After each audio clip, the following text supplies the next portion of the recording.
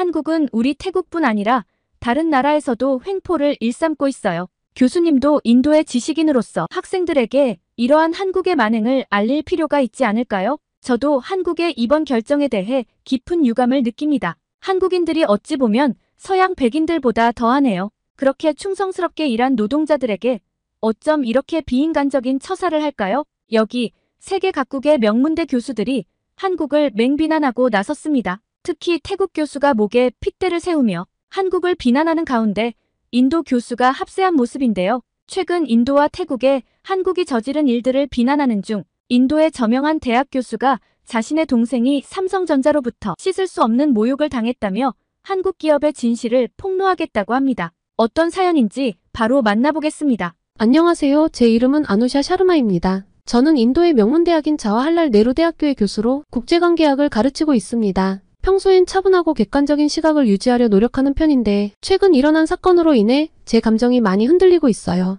아무래도 동생이 엮인 일이라 냉정해지기가 쉽지 않네요. 제 동생이 인도의 삼성전자 공장에 다니는데 정말 요새 힘들다는 말을 많이 하거든요. 동생 말로는 근무 여건 그리고 급여와 관련해 정말 많은 노동자들의 불만이 쌓여가고 있다고 했습니다. 동생의 이야기를 듣노라면 화가 치밀었죠.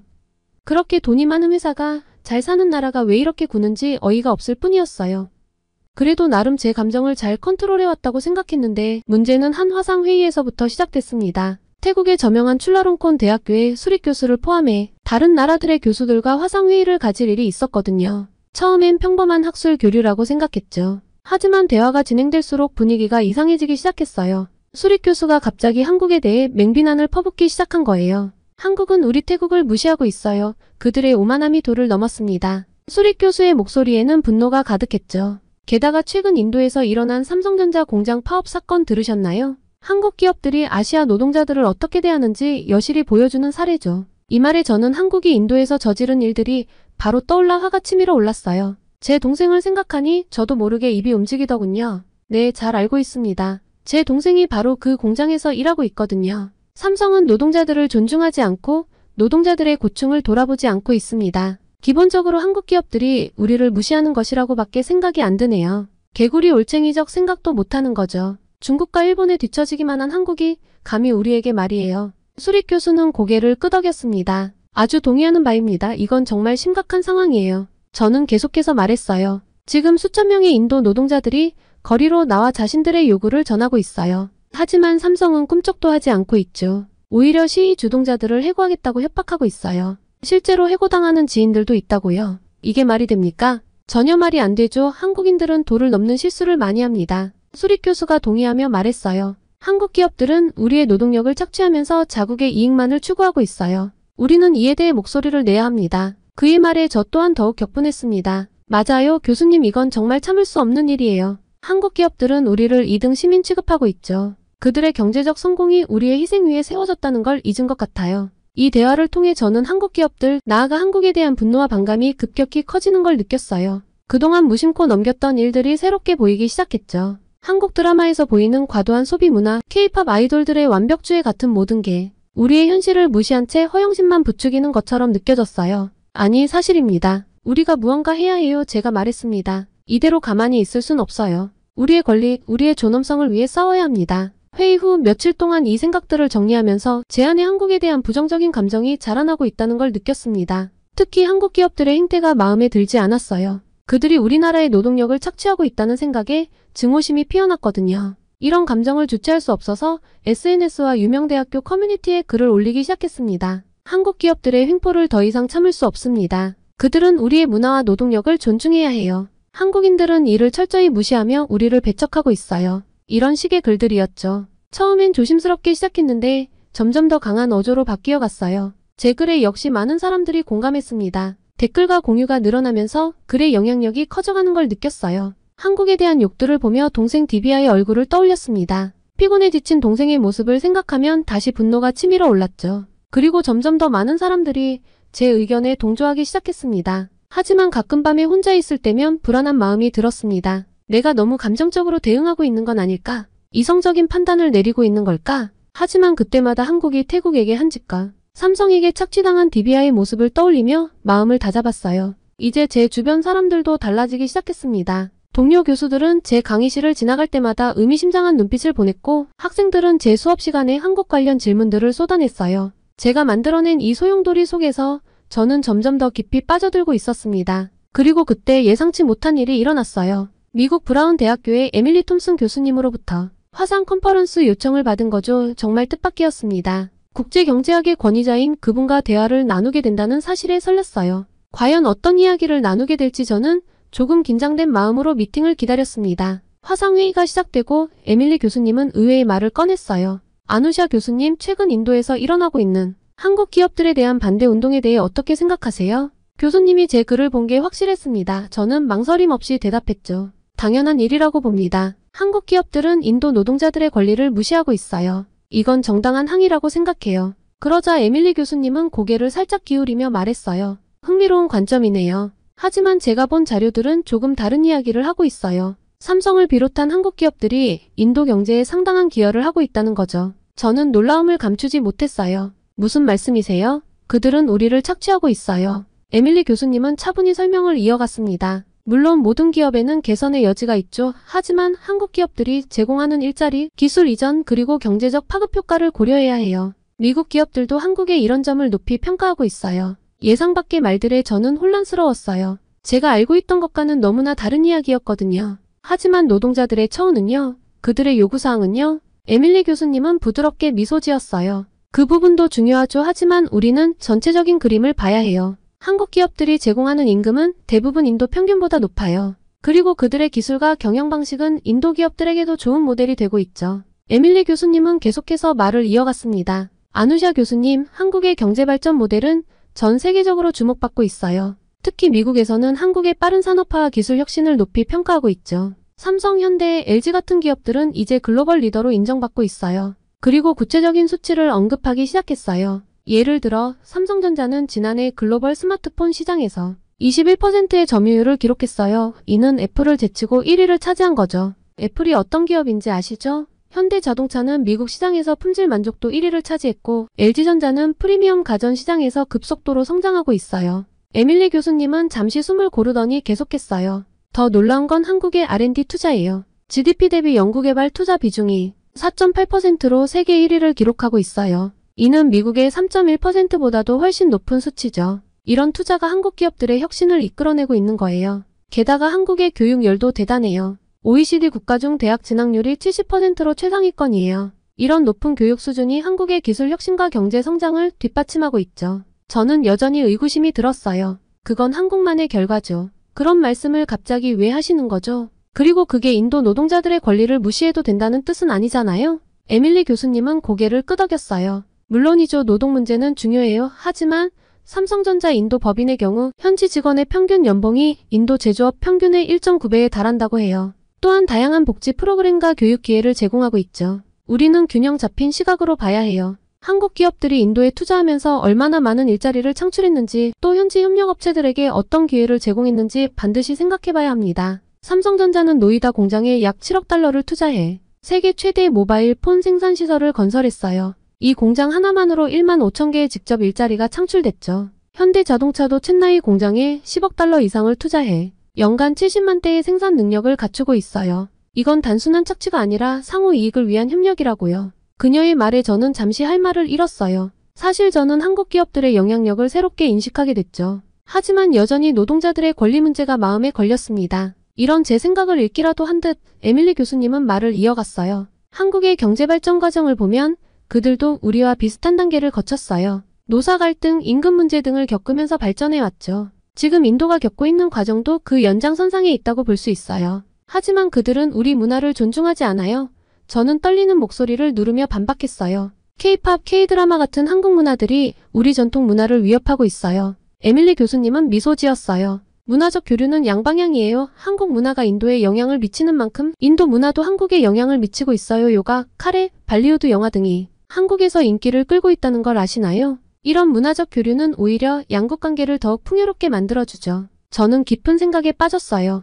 에밀리 교수님의 말씀이 제 확신을 흔들어 놓았거든요. 그녀의 말은 틀린 게 없었습니다. 아누샤 교수님, 우리는 학자로서 항상 객관적인 시각을 가져야 해요. 감정에 휘둘리지 말고 사실에 기반한 판단을 해야 합니다. 에밀리 교수님의 이 말이 제 마음에 깊이 새겨졌어요. 회의가 끝나고 나서도 계속 머릿속에 맴돌았죠. 이런 구체적인 정보들을 들으니 제 생각이 조금씩 바뀌기 시작했어요. 한국 기업들이 단순히 인도를 착취하는 게 아니라 실제로 상당한 기여를 하고 있다는 걸 인정하지 않을 수 없었죠. 하지만 여전히 의문은 남아 있었어요. 이 모든 것이 사실이라면 왜 노동자들은 여전히 불만을 표출하고 있는 걸까요? 밤새 잠을 이루지 못했어요. 한편으론 여전히 분노가 남아 있었지만 다른 한편으론 죄책감과 혼란이 밀려왔죠. 제가 믿어왔던 것들이 모두 흔들리는 것 같았어요. 그때 갑자기 뉴스 알림이 울렸어요. 첸나이 삼성전자 공장 대규모 파업 발생. 제 마음속에 다시 한번 혼란이 찾아왔습니다. 상황은 급격히 악화되었어요. 첸나이의 삼성전자 공장에서 대규모 파업이 발생한 거예요.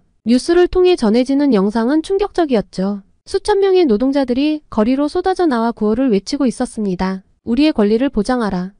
한국 기업은 인도를 떠나라. 그들의 목소리가 귓가에 울려 퍼졌어요. 파업의 요구사항을 들었을 때 저는 놀라지 않을 수 없었죠. 주 35시간 근무제 도입, 임금 2배 인상, 직원 사망 시 가족 고용 보장. 이 모든 게 과연 현실적인 요구일까요? 하지만 동시에 이런 요구가 나올 정도로 그들의 처우가 열악했던 걸까 하는 생각도 들었습니다. 더욱 충격적인 건 제 동생 디비아도 이 파업에 참여하고 있다는 사실이었어요. 전화로 동생의 목소리를 들었을 때 저는 가슴이 아팠습니다. 언니, 우리는 더 이상 참을 수 없어. 한국 사람들은 우리를 인간으로 대하지 않아. 우리는 그저 기계일 뿐이야. 디비아의 말에 제 마음속에서 분노가 치솟았지만 에밀리 교수님의 말씀이 머릿속을 스쳐 지나갔어요. 그리고 인도 내의 상황은 걷잡을 수 없이 악화되기 시작했어요. 첸나이 거리는 분노한 시위대로 가득 찼어요. 한국 기업은 나가라.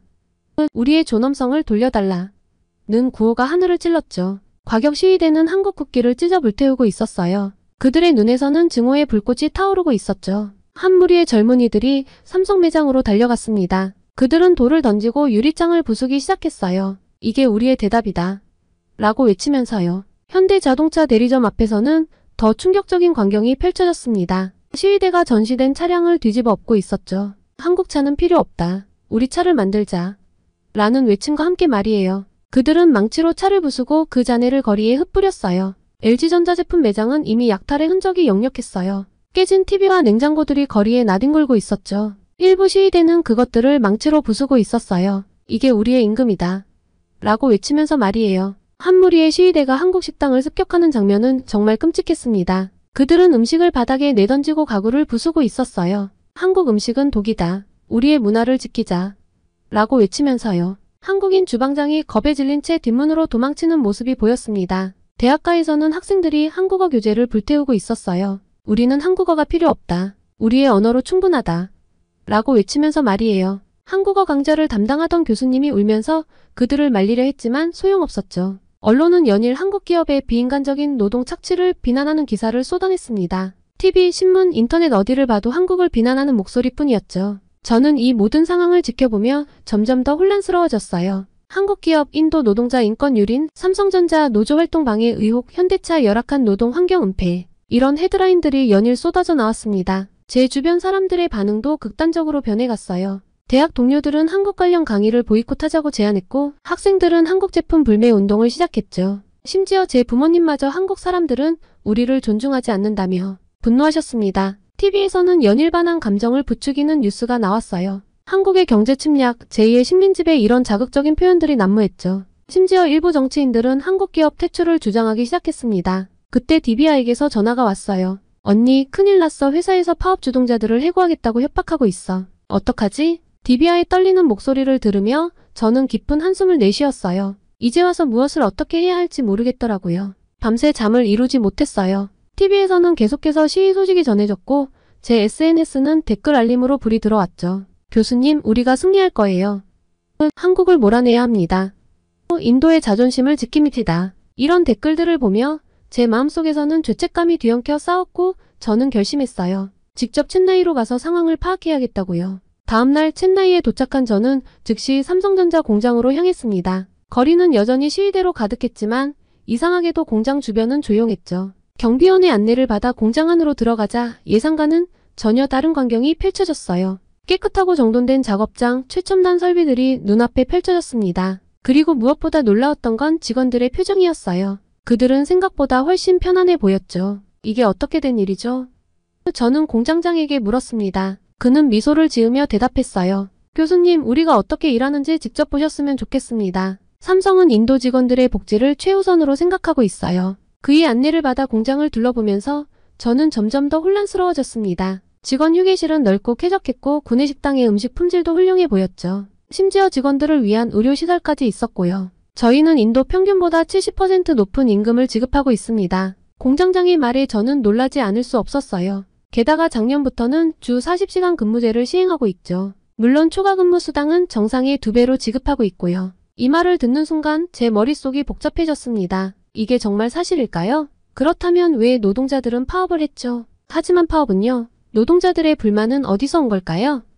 제가 물었습니다. 공장장은 잠시 침묵했다가 말을 이었어요. 사실 최근 들어 이상한 소문들이 퍼지기 시작했습니다. 우리가 노동자들을 착취한다는 거짓 정보가 SNS를 통해 빠르게 퍼져나갔어요. 그리고 이상하게도 이 소문들의 출처를 추적해보니 대부분 중국과 연관이 있더라고요. 중국이요? 저는 깜짝 놀랐습니다. 무슨 뜻이죠? 아시다시피 중국 기업들이 인도 시장에 진출하려고 노력하고 있잖아요. 특히 스마트폰 시장에서요. 삼성이 인도에서 철수하면 그들에게 큰 이익이 될 거예요. 이 말을 듣는 순간 제 머릿속에서 뭔가가 딱 하고 맞아떨어지는 느낌이 들었어요. 그동안 봤던 뉴스들, SNS의 선동글들 말이에요. 모두 누군가에 의해 조작되었을 가능성이 있었던 거죠. 그렇다면 노동자들의 요구사항은요? 주 35시간 근무제나 임금 2배 인상 같은 것들 말이에요. 공장장은 한숨을 쉬었어요. 그건 극소수의 과격분자들이 주장한 거예요. 대부분의 노동자들은 그런 비현실적인 요구를 하지 않았습니다. 오히려 많은 직원들이 현재의 근무 환경에 만족하고 있어요.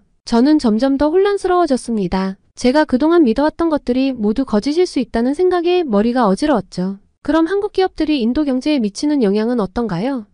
제가 물었어요. 공장장은 밝은 표정으로 대답했어요. 엄청납니다. 삼성전자만 해도 지난해 인도에서 110억 달러 이상의 매출을 올렸는걸요. 이는 인도 GDP의 0.3%에 해당하는 규모죠. 게다가 우리는 7만 명 이상의 인도인을 직접 고용하고 있고 간접적으로는 20만 개 이상의 일자리를 창출하고 있어요. 이 말을 듣는 순간 저는 그동안 제가 얼마나 편협한 시각을 가지고 있었는지 다시 한번 깨달았습니다. 에밀리 교수님이 그리고 한국이 옳았습니다. 한국 기업들이 인도 경제에 미치는 긍정적인 영향을 완전히 무시하고 있었던 거죠. 그리고 우리는 단순히 돈을 버는 것에 그치지 않아요. 공장장이 계속해서 말했습니다. 삼성은 메이드 인 인디아 정책에 적극 동참하고 있습니다. 우리는 인도에서 생산한 제품을 전 세계로 수출하고 있어요. 이는 인도의 제조업 발전에 큰 도움이 되고 있죠. 저는 깊은 생각에 빠졌습니다. 한국 기업들, 특히 삼성이 인도에 미치는 영향이 생각보다 훨씬 크고 긍정적이라는 사실에 놀랐어요. 그리고 우리는 기술 이전에도 큰 노력을 기울이고 있어요. 공장장이 덧붙였습니다.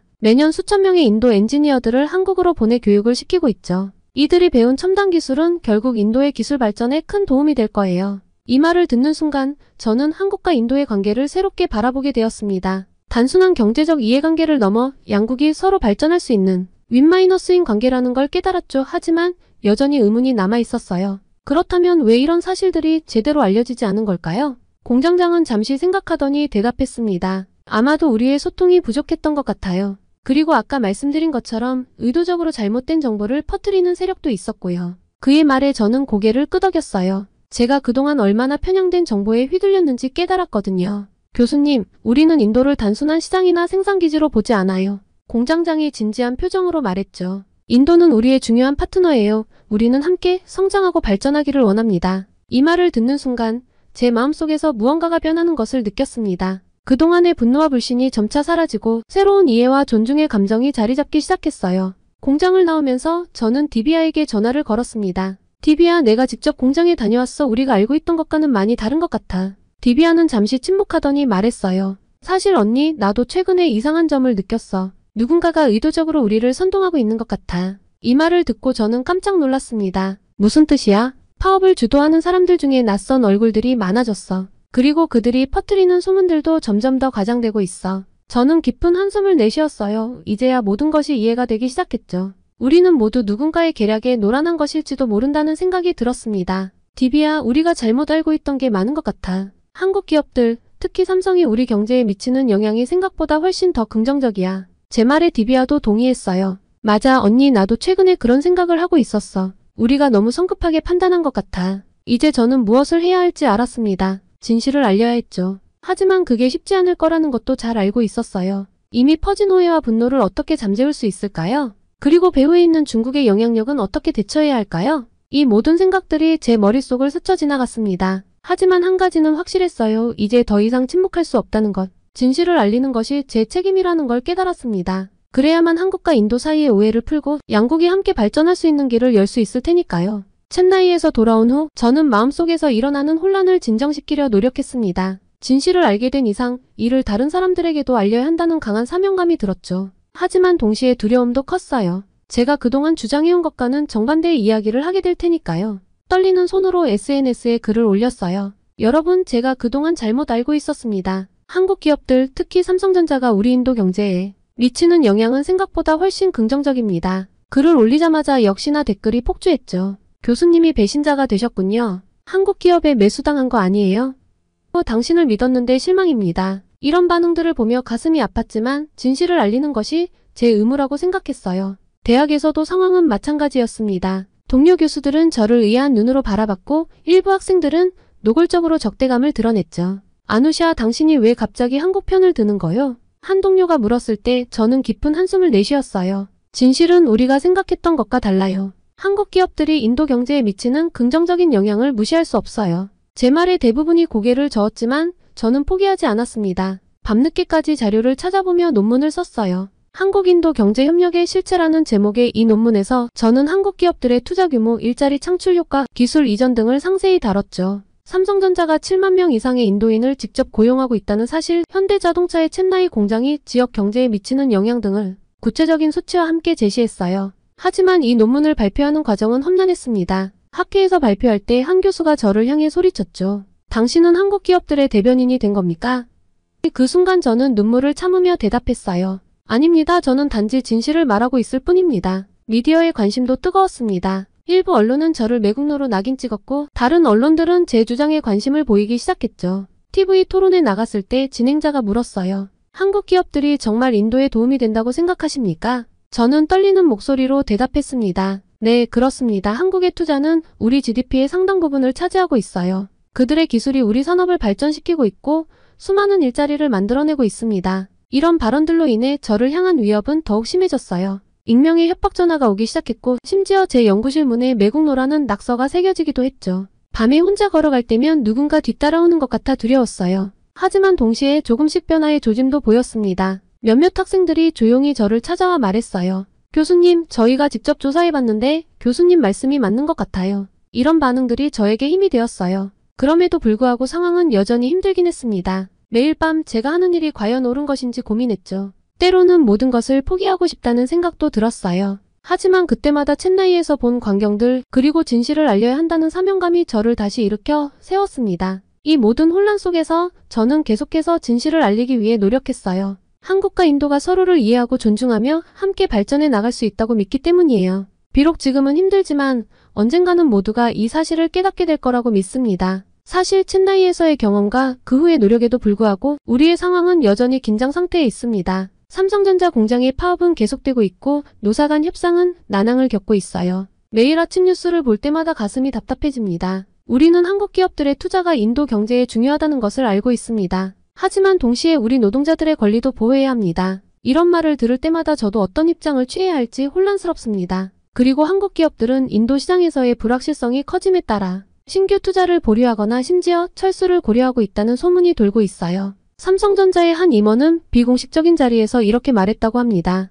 우리는 인도 시장을 중요하게 생각합니다. 하지만 현재의 상황이 지속된다면 다른 대안을 찾아야 할 수도 있습니다. 이런 상황 속에서 저는 계속해서 진실을 알리려 노력하고 있지만 여전히 많은 비난과 위협에 직면하고 있어요. 매일같이 저를 비난하는 댓글들이 달리고 가끔은 협박 메시지도 받습니다. 매국노 한국 기업의 스파이 이런 말들을 들을 때마다 마음이 아픕니다. 하지만 동시에 저를 지지하는 목소리도 조금씩 늘어나고 있어요. 일부 학생들과 젊은 연구자들이 제 주장에 관심을 보이며 직접 사실관계를 확인해보겠다고 연락해옵니다. 이런 반응들이 저에게 작은 희망이 되고 있어요. 최근에는 한 중소기업 경영자가 저를 찾아와 이렇게 말했습니다. 교수님, 저는 처음에 교수님의 주장을 믿지 않았어요. 하지만 직접 한국 기업들과 거래를 해보니 그들의 기술과 노하우가 우리 기업 성장에 큰 도움이 된다는 걸 알게 되었습니다. 교수님 말씀이 맞았어요. 이 모든 상황을 지켜보면서 저는 점점 더 큰 책임감을 느낍니다. 단순히 진실을 알리는 것을 넘어 양측의 입장을 조율하고 서로를 이해할 수 있도록 돕는 역할이 필요하다고 생각해요. 하지만 그게 말처럼 쉽지 않다는 것도 잘 알고 있습니다. 최근에는 한국과 인도 양국의 경제 전문가들과 함께 온라인 세미나를 개최했어요. 이 자리에서 우리는 현재의 갈등 상황을 어떻게 해결할 수 있을지, 그리고 앞으로 양국이 어떻게 협력해 나갈 수 있을지에 대해 심도 있는 논의를 했습니다. 비록 당장의 해결책을 찾지는 못했지만 서로의 입장을 이해하는 데는 도움이 되었다고 생각해요. 이 과정에서 저는 한국 기업들의 입장도 더 깊이 이해하게 되었습니다. 그들도 단순히 이윤만을 추구하는 것이 아니라 인도의 발전에 기여하고 싶어 한다는 것을 알게 되었어요. 한 한국 기업 임원은 이렇게 말했습니다. 우리는 인도를 단순한 시장이 아닌 파트너로 생각합니다. 함께 성장하고 발전하기를 원합니다. 매일 밤 잠들기 전에 저는 생각합니다. 과연 이 상황이 어떻게 전개될까? 한국과 인도는 이 위기를 극복하고 더 강한 파트너십을 구축할 수 있을까? 때로는 비관적인 생각이 들기도 하지만 저는 여전히 희망을 놓지 않으려 합니다. 한국과 인도가 다시 가까워질 날을 기다리며 인도에서의 한국에 대한 오해가 풀리길 바라며 저는 계속 진실을 알리겠습니다. 한국에 갈 수 있다니 이건 죽어도 가야 해. 여기 카자흐스탄 알마티의 한 어느 집. 교환학생으로 뽑혀 한국에 갈 수 있다는 소식에 세상을 다 가진 듯 기뻐하는 소녀가 있습니다. 그런데 이렇게 기뻐하는 소녀 뒤 부모님의 얼굴은 굉장히 어두운데요. 남몰래 한숨도 쉬는 모습도 보이네요. 대체 무슨 일일까요? 두 번째 사연 시작합니다. 안녕하세요. 저는 카자흐스탄 알마티에 살고 있는 대학생 디아나입니다. 저는 청소년기 때부터 한국에 아주 관심이 많아 대학도 한국어과에 진학을 했는데요. 좀 한류 바람이 본격적으로 일기도 전에 한국에 대해 관심을 가진 카자흐스탄 사람이라니 신기하게 보실 것 같은데요. 혹시 데니스 텐이라는 피겨 선수를 아시나요? 한국의 유명한 피겨스케이팅 선수 김연아 선수와 같은 소속사였던 덕분에 김연아 선수의 아이스쇼도 출연해서 아마 기억하시는 분이 계실 수도 있겠는데요. 한국에는 의병대장 민경호의 후손 고려인 데니스 텐으로 더 잘 알려져 있다고 알고 있습니다. 한국에서 다큐멘터리도 방영되었었죠. 데니스 텐이라는 선수는 카자흐스탄의 김연아라고 생각하시면 됩니다. 카자흐스탄 피겨스케이팅 선수로는 처음으로 세계선수권 메달을 따냈고 2014년 소치올림픽까지 카자흐스탄 피겨스케이팅의 최초를 만들어낸 선수죠. 저는 어려서부터 데니스 텐 선수를 몹시 좋아했습니다. 우리나라의 최초를 써내려가는 선수이니 자부심이 생길만 하잖아요. 그리고 피겨에 관심이 가니 김연아 선수를 안 좋아할 수가 없었죠. 그래서 저는 자연스럽게 한국을 몹시 좋아하게 되었습니다. 데니스 텐 선수는 2018년 자동차 백미러를 훔치려는 괴한들과 난투극을 벌이다가 흉기에 찔려서 너무나도 허망하게 사망했는데요. 몇 날 며칠을 울며 슬퍼했던 저는 아직도 여전히 그의 경기 영상을 돌려보고 그리워한답니다. 그리고 그의 뿌리인 한국에 대한 관심도 여전하고요. 그래서 대학도 한국어과로 진학을 했죠. 부모님께서 한국에서 취업은 어려울 수 있다며 말렸지만 저는 제 뜻을 굽히지 않았습니다. 아마 부모님께서 이렇게 말린 건 저희 집 사정이 넉넉하지 않아서일 수도 있는데요. 사실 저는 가난한 집안의 장녀이거든요. 전 제 학비를 벌기 위해 안 해본 아르바이트가 없었습니다. 그래도 전 한국에 꼭 가보고 싶었고 가능하다면 한국의 자리를 잡고 싶었죠. 그래서 정말 죽기 살기로 공부를 했습니다. 제가 공부에 대한 열정을 보여서 그랬을까요? 우리 부모님은 힘든 가정 환경이었지만 딸이 학업을 포기하지 않는 건 원하지 않았습니다. 대학에 진학해서도 꿈을 계속 키워갔지만 제 마음속을 돌덩이처럼 누르는 해결이 되지 않는 문제가 있습니다. 저희 집은 너무 가난해요. 무엇보다 제 아래로 남동생도 있었습니다. 남동생의 학비와 생활비까지는 우리 가족이 감당하기 버거운 상황이죠. 알마티는 그래도 카자흐스탄에서 좀 잘 사는 사람들이 사는 곳 아니냐고 하실 텐데요. 그만큼 물가도 높고 집값도 비쌉니다. 이사를 갈까도 여러 번 고민했지만 부모님께서는 저희 남매의 장래를 위해 카자흐스탄의 다른 지역보다 교육 수준이 높은 이 알마티를 떠날 수 없다고 너희들이 공부만 열심히 하면 된다고 끝까지 버틸 거라며 입버릇처럼 말씀해 오셨죠. 이놈의 돈은 사람을 자꾸 눈치 보게 만들고 위축되게 만들었습니다. 돌이켜보면 눈치가 보여서 간식을 먹고 싶다든가 어딜 가고 싶다든가 하는 이런 생각은 엄두도 못 냈어요. 일찌감치 단념했죠. 그러고 보면 전 단 한 번도 부모님께 이거 사달라, 저거 사달라 어리광 피워본 적이 없는 것 같아요. 뭔가를 조르거나 투정해도 얻어낼 수 없단 걸 알아서 그랬던 것 같습니다.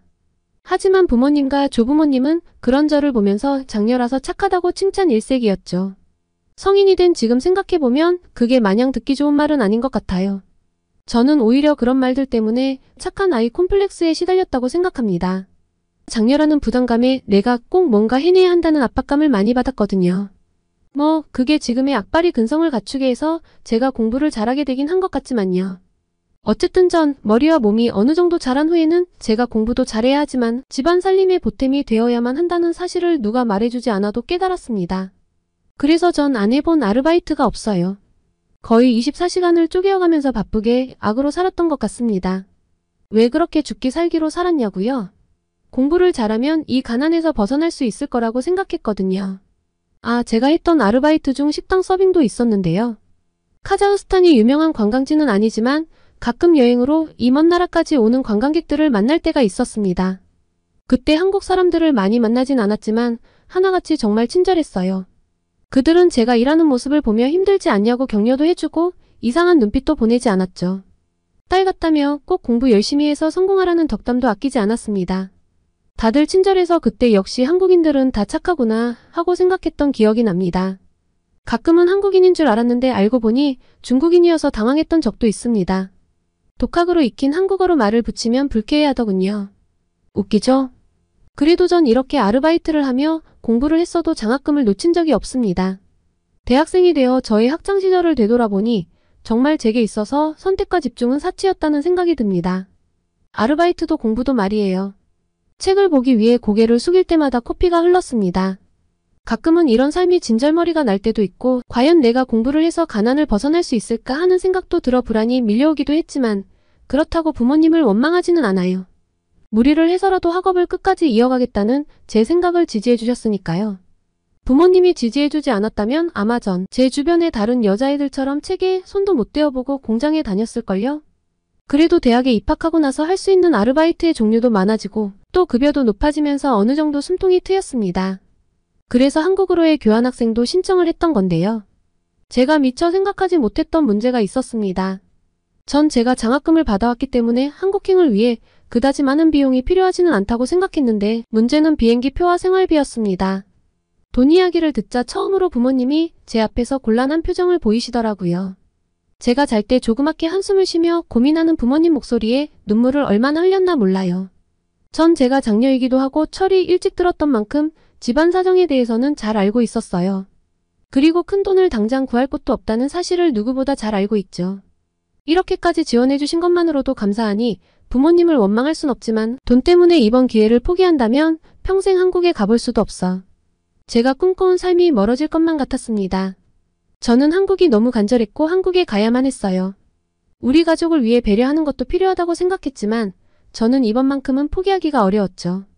그리고 힘겹게 부모님께 이 생각을 전했고 부모님께서는 너무나 감사하게도 거의 전 재산이라고 할 수 있는 500만 원을 선뜻 제게 건네주셨습니다. 우리 딸이 여태껏 잘해왔던 것처럼 한국에 가서도 잘할 수 있을 거라 믿어. 그러니까 투자하는 거란다. 투자자를 실망하게 만들지 않게 내가 잘할 거라 생각해. 우리 딸이 성공한다면 정말 우리 집안의 큰 자랑거리가 되겠구나. 아버지의 말에 눈물이 왈칵 쏟아졌습니다. 그리고 전 정말 감사한 마음으로 한국에 발을 디딜 수 있었죠. 공부하기 위해 온 한국은 정말 마음에 들었습니다. 데니스 텐 다큐멘터리에서 보았던 반짝반짝하고 세련된 한국은 정말 환상적이었죠. 공부도 정말 열심히 했어요. 그리고 부모님께 돈을 갚기 위해 아르바이트도 했고요. 학교 생활이 즐거워서 낯선 환경에서도 버틸 수 있었습니다. 특히 학교밥은 학생들에게 제공하는 것이어서 그런지 몰라도 가격이 정말 저렴했어요. 음식의 질은 말할 것도 없이 좋았고요. 그래서 저는 학식을 정말 사랑했습니다. 그리고 한식에도 푹 빠지게 됐죠. 학식이 워낙 맛있어서 한국 음식에 빨리 정을 붙일 수 있었어요. 또한 대학에서 만난 친구들은 어찌나 친절했는지 몰라요. 한국어는 꽤 하지만 이렇게 발전한 나라에서 살아보지 않아. 모든 것들이 낯설고 생소한 제게 하나하나 자세히 알려주고 도움을 주었습니다. 학교에서 기숙사 생활을 했었는데요.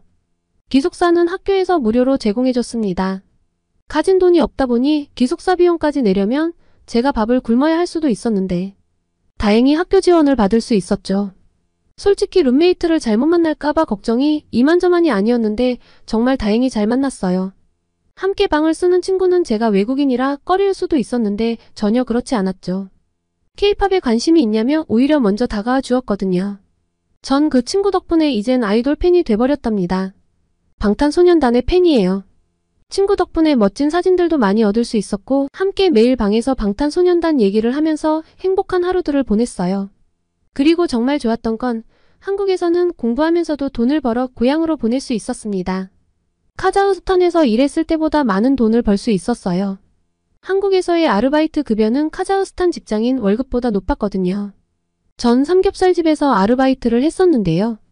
외국인이라서 채용을 꺼리지 않을까 했는데 편견 없이 저를 받아주셨습니다. 또 정말 감사하게도 제가 외국인인 걸 감안해서 제가 실수를 해도 감사 안아주셨어요.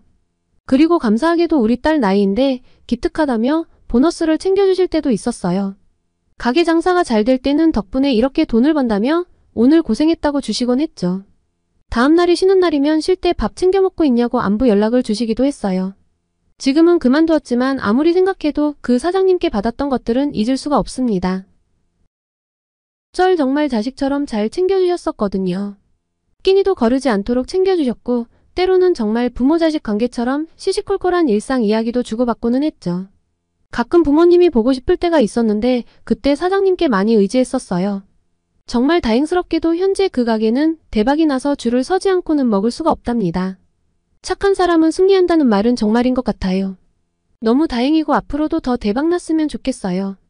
저는 한국에서 금방 돈을 벌었기 때문에 부모님께 빌린 큰 돈을 생각보다 빨리 갚을 수 있었습니다. 그리고 이젠 저희 집 경제에 도움도 되고 있죠. 가끔은 제가 쓸 곳을 아끼면서 남동생이나 부모님께 용돈을 더 드릴 정도는 됩니다.